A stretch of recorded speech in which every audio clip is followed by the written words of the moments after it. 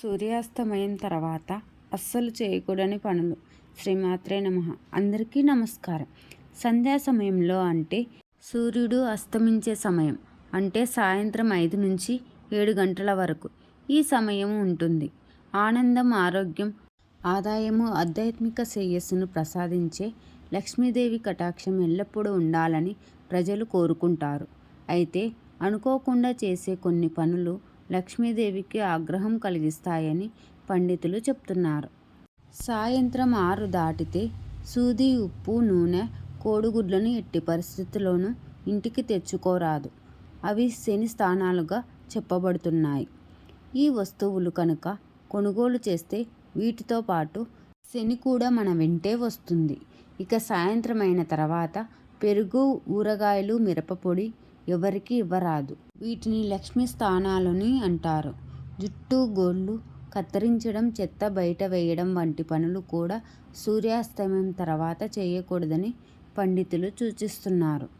సూర్యాస్తమయం తర్వాత ఎవరికైనా డబ్బు అప్పుగా ఇస్తే అది తిరిగి రాదు అని అంటారు. కాబట్టి పొరపాటున కూడా డబ్బును అప్పుగా ఇవ్వవద్దు.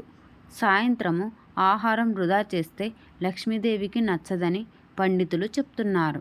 సూర్యాస్తమయం తర్వాత మాంసాహారం తినడం మానుకోవాలని కూడా పండితులు చెప్తున్నారు.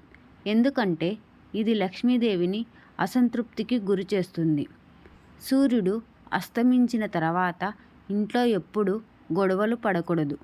సూర్యాస్తమయం తర్వాత ఇంట్లో గొడవలు జరిగితే ఆ ఇంట్లో పేదరికం మొదలవుతుంది. ఇక సాయంత్రం తర్వాత ప్రధాన ఇంటి తలుపులు మూసి ఉంచకూడదు. సాయంత్రం తర్వాత మెయిన్ డోర్ను కాసేపు తెరిచి ఉంచాలి. లక్ష్మీదేవి మన ఇంట్లోకి ప్రవేశించే సమయం ఇదేనని, ఆ సమయంలో మెయిన్ డోరు మూసి ఉంచడం వల్ల లక్ష్మీదేవి లోపలికి రాకుండా వెళ్ళిపోతుందని, ఫలితంగా ఆర్థిక ఇబ్బందులు ఎదుర్కోవాల్సి వస్తుందని చెప్తున్నారు.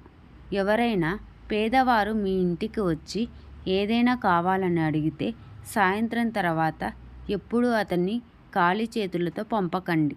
మీ శక్తి సామర్థ్యాలకు తగ్గట్టుగా ఏదైనా ఇచ్చి పంపండి. అది మీకు మేలు చేస్తుంది. అలాగే సాయంత్రం పూజ చేసే సమయంలో పూజ గదిలో వెంట్రుకలు పడకుండా చూడాలి.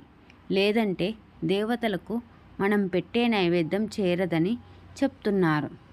గడపపై కూర్చోకూడదు. ఇంటి ప్రవేశ ద్వారం వద్ద గుమ్మానికి చాలా ప్రాధాన్యత ఉంటుంది. లక్ష్మీదేవి ఇంటికి ప్రవేశించే మార్గం ఇదే కనుక గుమ్మంపై కూర్చోకూడదు. ముఖ్యంగా సాయంత్రం సమయంలో గుమ్మం మీద కూర్చోవడం లక్ష్మీదేవిని అసంతృప్తికి గురి చేస్తుంది. సూర్యాస్తమయం తర్వాత బట్టలు ఉతకడం, ఆరబెట్టడం కూడా మంచిది కాదు. ఇది ఇంటికి అశుభంగా పరిగణిస్తారు. విశ్వాసం ప్రకారం సూర్యాస్తమయం తర్వాత బట్టలు బయట ఆరబెట్టడం వల్ల ప్రతికూల శక్తి వాటిలోకి ప్రవేశిస్తుంది.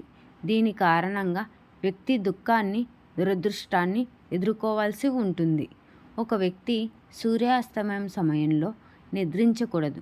జబ్బు పడిన వారు, పిల్లలు తప్ప మిగిలిన ప్రజలు ఈ నియమాన్ని తప్పనిసరిగా పాటించాలి.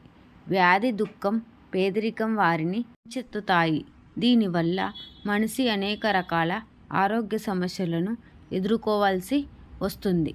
చెట్లు, మొక్కలను దేవుని రూపాలుగా పూజిస్తారు. సూర్యాస్తమయం తర్వాత చెట్లు ఆకులు, కొమ్మలు మొదలైన వాటిని తెంపడం, విరవటం, వాటిని మంటలలో కాల్చడం మహాపాపంగా పరిగణించబడుతుంది. ఈ సమయంలో చెట్లు విశ్రాంతి తీసుకుంటాయి కాబట్టి వాటిని బాధ పెట్టడం సరికాదు. సూర్యాస్తమయం సమయంలో ఇంటికి తిరిగి వచ్చినప్పుడు ఇంట్లో కుటుంబ సభ్యులు పిల్లల కోసం ఏదైనా తీసుకురావాలి. సూర్యాస్తమయం సమయంలో లేదా సూర్యాస్తమయం తర్వాత ఖాళీ చేతులతో ఇంటికి రావడం పెద్ద దోషంగా పరిగణించబడుతుంది. సూర్యాస్తమయం సమయంలో తర్వాత ఇండ్లు ఊడ్చరాదు. ఇలా చేయడం వల్ల ఐశ్వర్యానికి ఆది దేవత అయిన లక్ష్మీ ఆగ్రహానికి గురవుతుంది. అలాంటి ఇండ్లలో సంపద, ధాన్యం కొరత ఏర్పడుతుంది. ఇదే సమయంలో చీపురుతో ఇల్లు ఊడిస్తే ఆ ఇంట్లో సంతోషంతో సహా లక్ష్మీదేవి కూడా బయటకు వెళ్ళిపోతుందని నమ్ముతారు. సంధ్యా సమయంలో తులసి చెట్టును తాకవద్దని శాస్త్రాలలో ప్రస్తావించారు.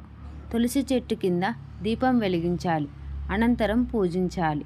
ఇలా చేయడం ద్వారా సానుకూల శక్తి వస్తుంది. అంతేకాకుండా ఇంట్లో పేదరికం తొలగి అదృష్టం తాండవిస్తుంది. సాయంత్రం సమయంలో తులసి చెట్టును అస్సలు తాకకూడదు. ఒకవేళ ఇలా చేస్తే లేనిపోని సమస్యలను కొని తెచ్చుకున్నవారవుతారు. సాయంత్రము సూర్యాస్తమయం సమయంలో ఎవరైనా పాలు లేదా పెరుగు అడగడానికి వస్తే అవి వారికి ఇవ్వకూడదు. పెరుగు చంద్రుడిని, పాలు లక్ష్మీదేవిని సూచిస్తాయి. లక్ష్మీదేవి ఆగ్రహం వల్ల మీకు డబ్బు కొరత ఎదురవుతుంది. అంతేకాకుండా చంద్రుడి అసంతృప్తి కారణంగా ఇంట్లో అనారోగ్య సమస్యలు ఎదురవుతాయి. సూర్యాస్తమయం తర్వాత పసుపు ఎప్పుడు దానం చేయకూడదు. ఎందుకంటే సాధారణంగా పసుపును శుభకార్యాలలో ఉపయోగిస్తారు. మరోవైపు పసుపు నేరుగా బృహస్పతితో సంబంధం కలిగి ఉంటుంది. ఇలా సాయంత్రం పూట పసుపును దానం చేస్తే బృహస్పతి అయిష్టం పొంది ఇంట్లో ఆర్థిక అభివృద్ధి నిలిచిపోతుంది అని చెప్తారు. సాయంత్రం పిల్లలకు శ్లోకాలు, మంత్రాల గురించి చెప్పాలి. ఇలా చేయడం ద్వారా వాటి పట్ల వారికి ఆసక్తి ఏర్పడుతుంది. మంచి సంస్కృతిని నేర్పించిన వారవుతారు. ఉప్పు అంటే లక్ష్మీదేవికి ఎంతో ఇష్టం. అందుకే ఉప్పును రాత్రి వేళల్లో చిన్న పొట్లాలుగా కట్టి అన్ని గదులలో ఉంచాలి. తెల్లవారిన తర్వాత ఇంట్లో గృహిణి ఎవరితోనూ మాట్లాడకుండా ఉప్పును తీసి పారేయాలి. ఇలా చేస్తే ఇంట్లోని నెగిటివ్ ఎనర్జీ పోయి లక్ష్మీదేవి మన ఇంట్లో తిష్ట వేసుకొని కూర్చుంటుంది. ఇక ఇంటిని కడిగే నీటిలో ఉప్పు వేసి కడగాలి. దీంతో ఇల్లు శుభ్రం అవ్వడమే కాదు, దుష్టశక్తుల దిష్టి అనేవి ఉండవు. అలాగే చీపురును దక్షిణం దిక్కున మాత్రమే పెట్టాలి. వేరే ఏ దిక్కున కూడా ఉండకూడదు. అలా ఉంచితే ధనలక్ష్మి మీ ఇంటికి వస్తుంది. వంటింట్లో ఆహారాన్ని వండుతారు అంటే వంటింట్లో లక్ష్మీదేవి కొలువై ఉంటుంది. కాబట్టి సాయంత్రం నిద్రపోయే ముందు వంట పాత్రలు, వంటగదిని, స్టవ్ని ఖచ్చితంగా శుభ్రం చేయాలి. అలా చేసిన తర్వాతే నిద్రపోవాలి. ఇలా చేయకుంటే లక్ష్మీదేవి అలుగుతుంది. అలాగే ఇంట్లో మహిళలు జుట్టును విరబోసుకొని నిద్రపోతారు, సౌకర్యంగా ఉంటుందని. కానీ ఇలా అస్సలు చేయకూడదు. సూర్యాస్తమయం తర్వాత ఇంట్లో దుష్టశక్తులు చేరే అవకాశం ఉంది.